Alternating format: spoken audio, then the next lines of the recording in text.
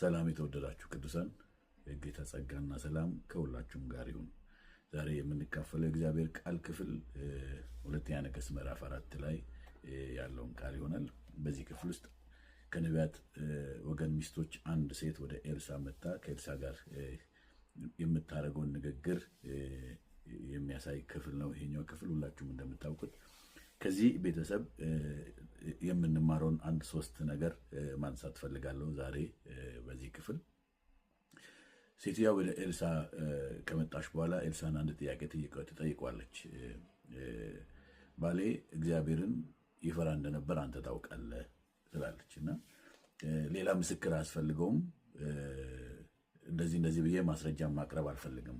አንተ ታውቃለህ የባሌን በጽድቅ መኖር እግዚአብሔርን መፍራት አንተ ታውቃለህ ትላለችና ከሴትዮዋ ንግግር ስንነሳ ሴትዮዋ ባሏ ንጹህና እግዚአብሔርን ይፈራ እንደነበር እሷም ጓዳ ታውቃለች ማለት ነው። ስለዚህ አደባባይም ጓዳም የተመሰከረለት የጽድቅ ህይወት የኖረ ሰው እንደነበረ የሰውየውን ህይወት ከዚህ እንማራለን።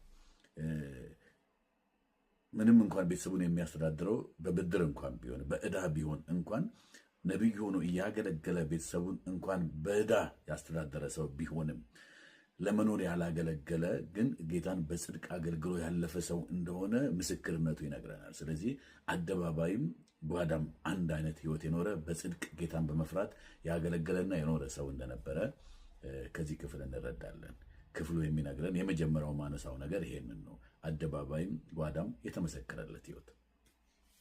ሁለተኛ ላነሳላችሁ የምፈልገው ሐሳብ ኤልሳ ለሴትዮዋ ሲመልስላት ምን አደርግልሽ ዘንድ ትወጃለሽ? በቤትሽ ምን አለ ሲላት ሴትዮዋ እንደዚህ ትለዋለች፣ ቤቴ ውስጥ ከዘይት ማሰሮ በቀር ምንም ነገር የለም፣ ባዶ ነው አለችው። ስለዚህ ኤልሳ እንደዚህ አላት፣ ሂጂና አንቺ ቤት ውስጥ ያለው ባዶ ላይ ሰፈር ውስጥ ያለውን ባዶ በሙሉ ሰብስቢ፣ እንደውም እንዳታሳንሹ ተጠንቀቂ ይላታል። ሴትዮዋ ኖ የሆነ ነገር እንድትለኝ እጅህን ጭነህ እንደዚህ እንድትለኝ የሆነ ነገር ቃል እንድታወጣ ነው የምፈልገው አላለችውም። ልክ ኤልሳ ሲነግራት አምና ነው የሄደችው፣ ምንም የሚጨበጥ ነገር ሳትይዝ፣ ነገር ግን የተናገራትን ቃል አምና ታዛ ሄደች። ስለዚህ ይሄኛው ቤተሰብ ሁለተኛ ማነሳው የሚታዘዝና የሚያምን ቤተሰብ ነበር ማለት ነው። ስለዚህ ሴትዮዋ ሄደች፣ እሷ ቤት ውስጥ ያለው ባዶ እያለ ደግሞ አንቺ ቤት ውስጥ ካለው ባዶ ማሰረው ወደ ሌላ ተገለብጭና ሌሎቹ ይሞላሉ ነው እምነቱ ትእዛዙ። ስለዚህ ባዶ ነገር ሌላውን ሊሞላ እንደሚችል እሷ ቤት ውስጥ ያለው ባዶ የሰፈሩን ባዶ ሊሞላ እንደሚችል አምና ሄደችና ሰፈር ውስጥ ያለውን ባዶ በሙሉ ሰበሰበች። እሷንና ልጆቿን ወደ ቤት አስገብታ በሩን ዘጋች። እሷ ቤት ውስጥ ካለው ባዶ ሰፈር በሙሉ ወደ ሰበሰበችው ባዶ መገልበጥ